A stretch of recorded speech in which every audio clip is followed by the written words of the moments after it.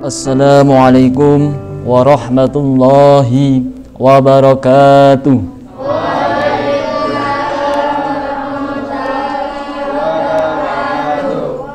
A'udzu billahi minasyaitonir rajim. Bismillahirrahmanirrahim. Alhamdulillahi rabbil alamin wa bihi nasta'in wa ala umuri dunya waddin. Assalatu wassalamu ala asrafil anbiya'i wal mursalin sayyidina wa maulana Muhammadin wa ala alihi wa sahbihi ajma'in. Lan salajengipun kula namung badhe wonten salah setunggal cerita nggih punika sahabatipun Kanjeng Nabi.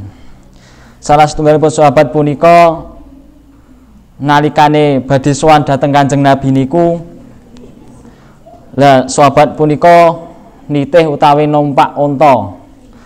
Lah sahabat ingkang numpak unta punika dumugi ngajenganipun dalemipun Kanjeng Nabi. Nah, sahabat wau punika mandhap saking unta punika, lajeng untanipun punika diculke utawi dilepas. Kranten tiyang sahabat punika sampun tawakal dhateng Allah Subhanahu wa taala. Nanging saksampunipun sowan dhateng Kanjeng Nabi, sahabat punika dipun tangkleti dening Kanjeng Nabi. Hei sahabat, lah kowe kok rene numpak napa? Nah, sahabat matur, kula nggih nitih unta Kanjeng Nabi. Nah, lah untane ndi? Lajeng kali sahabat punika dipun jawab malih, untane kula lepaske dhateng Kanjeng Nabi. Nun napa kok diculke? Lah kalih sahabat punika dijawab malih, lah keranten kula sampun tawakal dhateng Allah Kanjeng Nabi. Lajeng Kanjeng Nabi dawuh, cencango untamu lan tawakalah dhateng Allah Subhanahu wa taala. Dados saking cerita punika kita waget mendhet hikmahipun, nggih punika nalikane kita sampun tawakal dhateng Allah Subhanahu wa taala, kita kedah ikhtiar utawi usaha sakderengipun tawakal punika. Lah nek kita sampun ikhtiar, sampun berusaha lan sampun bertawakal, insyaallah Gusti Allah badhe ridho dhateng kita panjenengan sedaya. Estu kathah kelepatanipun, kathah kekiranganipun kula nyuwun agunging pangapunten. Santen parutan kelapa cekap semanten atur kula akhiri wallahu muwaffiq ila aqwamit thoriq. Wassalamualaikum warahmatullahi wabarakatuh. Waalaikumsalam warahmatullahi wabarakatuh.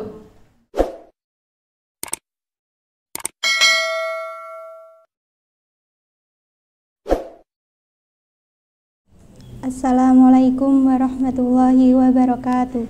Waalaikumsalam warahmatullahi wabarakatuh. Assalatu wassalamu ala asrafil anbiya'i wal mursalin sayyidina wa maulana Muhammadin wa ala alihi wa sahbihi ajma'in. Qala rabbi israh li sadri wa yassir li amri wahlul 'uqdatam min lisani yafqahu qawli. Amin amin. Saya di sini hanya ingin menyampaikan atau bercerita tentang tawakal.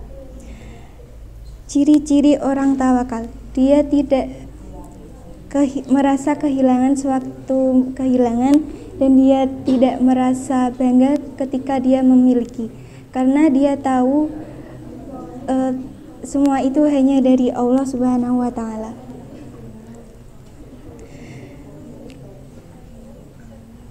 Pada suatu hari Habib Syekh pernah bertanya kepada Habib Zain, "Bib, tolong doakan saya menjadi orang yang kaya." Lalu Habib Zain menjawab, "Kamu suka harta?" "Suka." Lalu Habib Zain menjelaskan, "Kamu tahu emas dengan kotoran itu berbeda. Jika emas dengan kotoran itu sama. Jika kamu menganggap emas dengan kotoran itu berbeda, maka kamu belum termasuk orang yang bertawakal. Maksudnya gimana, Bib?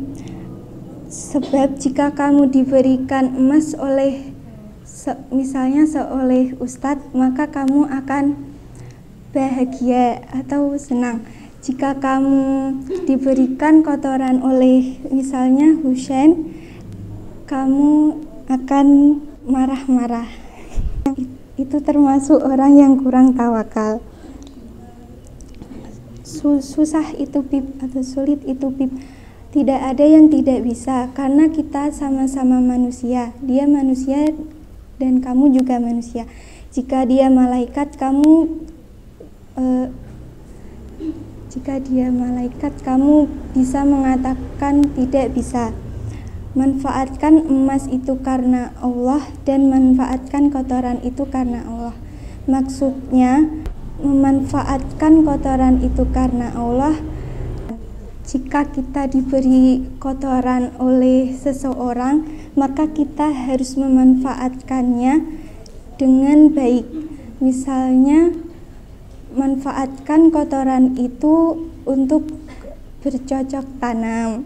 Sekian dari saya. Bila ada kesalahan kata, saya mohon maaf yang sebesar-besarnya. Wabillahi taufiq wal hidayah. Wassalamualaikum warahmatullahi wabarakatuh. Waalaikumsalam warahmatullahi wabarakatuh.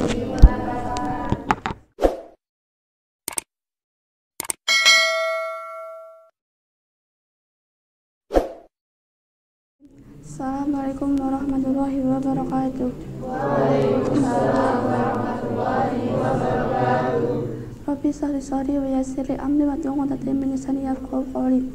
Di sini saya akan menceritakan 3 arti dari sabar, tawakal, dan ikhlas.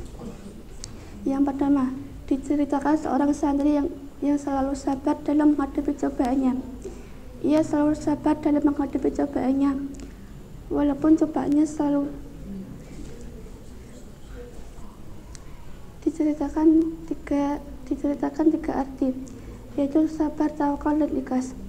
Yang pertama, sabar. Ia selalu bersabar dalam menghadapi cobaan yang Allah berikan. Yang kedua, menyerah diri. Seorang santri selalu menyerah diri ketika mengerjakan tugasnya dan melaksanakan tugasnya. Padahal ia tahu menyerah diri itu tidak baik, tapi dia melakukannya karena dia sudah tidak bisa berpikir lagi. Yang ketiga, memberikan tanpa mengharap imbalan. Santri tidak perlu mengharap imbalan ketika santri tidak perlu mengharap imbalan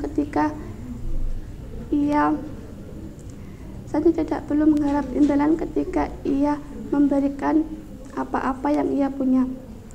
Cukup ikhlas dan menerimanya. Saya akhiri. Wassalamualaikum warahmatullahi wabarakatuh. Waalaikumsalam warahmatullahi wabarakatuh.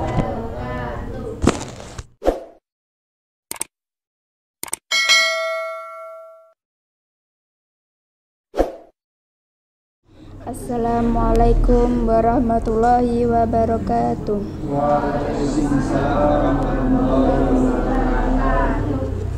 Alhamdulillahirabbil alamin. Assalatu wassalamu ala asrofil anbiya'i wal mursalin sayyidina wa maulana Muhammadin wa ala alihi wa sahbihi ajma'in. Rabbi sholli sadri wa yassirli amri wahlul 'uqdatam min lisani yafqahu qawli. Amin, amma ba'du. Pada kesempatan hari ini, saya di sini ingin menyampaikan sedikit materi tentang sikap bertawakal. Tawakal adalah sikap berserah diri dengan pasrah terhadap segala usaha yang telah diupayakannya. Dan manfaat dari berperilaku tawakal adalah yang pertama, mendapatkan kemudahan dunia dan di akhirat. Seorang yang berserah diri kepada Allah Subhanahu wa Ta'ala setelah berusaha sebaik-baiknya dan semampunya akan dijamin oleh Allah Subhanahu wa Ta'ala untuk diberikan kemudahan jalan selama hidup di dunia maupun di akhirat. Manfaat perilaku tawakal yang kedua adalah memudahkan setiap orang untuk beradaptasi dengan berbagai masalah yang dihadapinya. Orang yang selalu bertawakal dan berprasangka baik kepada setiap takdir yang diberikan oleh Allah Subhanahu wa taala, maka dirinya akan mudah beradaptasi dengan masalah sesulit apapun. Manfaat perilaku tawakal yang ketiga adalah memperkuat keimanan dan pantang menyerah. Di sini, sikap tawakal mampu membuat seseorang menjadi lebih sabar dan selalu bersyukur dengan apa yang telah diberikan kepada Allah Subhanahu wa taala. Manfaat perilaku tawakal yang keempat adalah melatih diri kita untuk bersikap mandiri. Sikap tawakal secara tidak langsung akan melatih diri kita untuk sabar dan mandiri dalam menghadapi setiap masalah yang diberikannya. Manfaat perilaku tawakal yang kelima adalah diberi rezeki yang cukup. Bagi manusia yang senang bersikap tawakal kepada Allah Subhanahu wa taala, maka Allah Subhanahu wa taala akan mencukupkan segala kebutuhannya dan kepuasan batin baginya. Manfaat perilaku tawakal yang keenam adalah diberikan kenikmatan tiada henti. Allah menyukai setiap hambanya yang mau berusaha, tidak mengeluh akan pekerjaannya, dan selalu berserah diri serta mengharap yang terbaik darinya. Manfaat perilaku tawakal yang ketujuh adalah memperkuat hati dan menjauhkan dari segala godaan buruk. Orang yang senantiasa bertawakal kepada Allah Subhanahu wa taala setelah bekerja dan berusaha, maka Allah akan menguatkan hati dan keimanannya. Manfaat perilaku tawakal yang kedelapan adalah memudahkan kita untuk masuk surga tanpa adanya yaumul hisab atau hari perhitungan. Dalam hal ini, Allah telah memberikan surga kepada manusia tanpa adanya hari perhitungan atau yaumul hisab atas segala perbuatan baiknya dan sikap tawakal yang selalu diterapkan dalam keadaan apapun. Manfaat perilaku tawakal yang kesembilan adalah dapat mempertebal keimanan dan tidak mudah putus asa.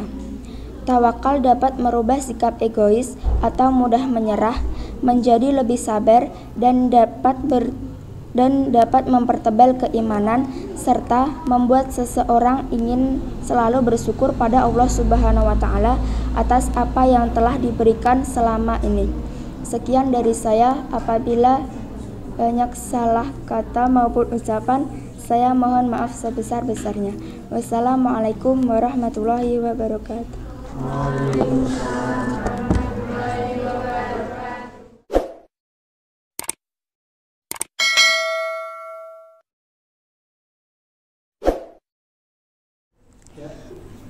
Assalamualaikum warahmatullahi wabarakatuh. Bismillahirrahmanirrahim. Alhamdulillahirabbil alamin. Assalatu wassalamu ala asrofil anbiya'i wal mursalin sayyidina wa maulana Muhammadin wa ala alihi wa sahbihi ajmain. Saya di sini ingin menceritakan tentang kisah Nabi Ayub. Nabi Ayub adalah salah satu nabi yang dikenal memiliki kesabaran yang luar biasa. Dalam kisahnya, Nabi Ayub pada awalnya melalui kehidupan yang bisa dikatakan sempurna, sebab beliau dikaruniai harta yang berlimpah, keturunan yang baik dan akhlak yang mulia.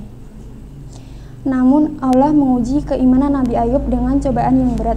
Semua yang dimiliki Nabi Ayub sirna, bahkan ia juga mengidap penyakit kulit yang sangat parah. Kisah Nabi Ayub telah dijelaskan dalam Al-Quran. Betapa banyak hikmah dan pelajaran yang dapat kita ambil dari sosok Nabi Ayub. Allah menyebutkan bahwa Nabi Ayub adalah hambanya yang sabar dan penyayang. Tak hanya dari kalangan manusia, dalam suatu riwayat dijelaskan bahwa malaikat pun turut memuji kesabaran Nabi Ayub. Mendengar segala pujian tersebut, iblis menaruh cemburu pada Nabi Ayub. Iblis terus menyangkal bahwa Nabi Ayub taat kepada Allah hanya karena Allah memberinya nikmat yang banyak. Seakan membuktikan kesabaran dan keimanan Nabi Ayub, Allah menguji Nabi Ayub dengan menghilangkan semua nikmatnya. Allah juga mengizinkan iblis untuk menghasut Nabi Ayub. Nabi Ayub yang semula memiliki kekayaan yang berlimpah, tiba-tiba saja bangkrut. Satu persatu anaknya juga meninggal.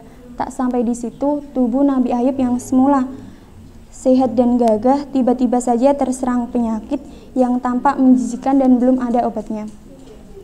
Orang-orang yang semula mengagumi Nabi Ayub pergi meninggalkannya. Hanya ada sang istri dan 2 saudara yang menjaga dan merawatnya. Nabi Ayub mendapat ujian tersebut selama 18 tahun. Meski mendapat ujian yang berat, semua itu tak merubah keimanan Nabi Ayub.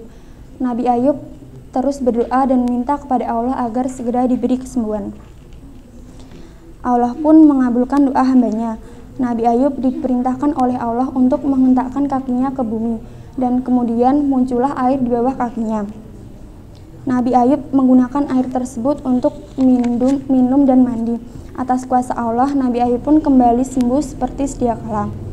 Badannya yang semula digerogoti penyakit dan menua menjadi segar seperti sebelum sakit.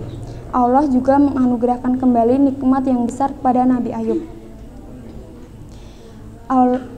Saat masih sakit, Nabi Ayub sempat marah kepada sang istri. Nabi Ayub sempat bernazar bahwa saat sembuh nanti, Nabi Ayub akan memukul istrinya sebanyak 100 kali. Namun ketika sudah sembuh, Nabi Ayub merasa berat dan tak tega melaksanakan nadar tersebut. Nabi Ayub tak ingin melukai istrinya yang telah merawatnya. Namun di sisi lain, Nabi Ayub juga takut tak bisa melaksanakan nadarnya. Akhirnya Allah pun memberinya kemudahan. Allah memerintahkan Nabi Ayub untuk mengambil seikat jerami gandum dan memukulkannya kepada sang istri, dan itu pun hanya sekali. Hikmah yang dapat kita ambil dari kisah Nabi Ayub yang pertama, dalam menghadapi cobaan, ujian, dan kesulitan, kita hendaknya selalu bersabar dan berserah diri kepada Allah. Yang kedua, selalu taat dan beriman kepada Allah bagaimanapun keadaannya. Sekian yang dapat saya sampaikan. Apabila terdapat kesalahan kata, saya mohon maaf. Saya akhiri, wabillahi taufiq wal hidayah. Wassalamualaikum warahmatullahi wabarakatuh.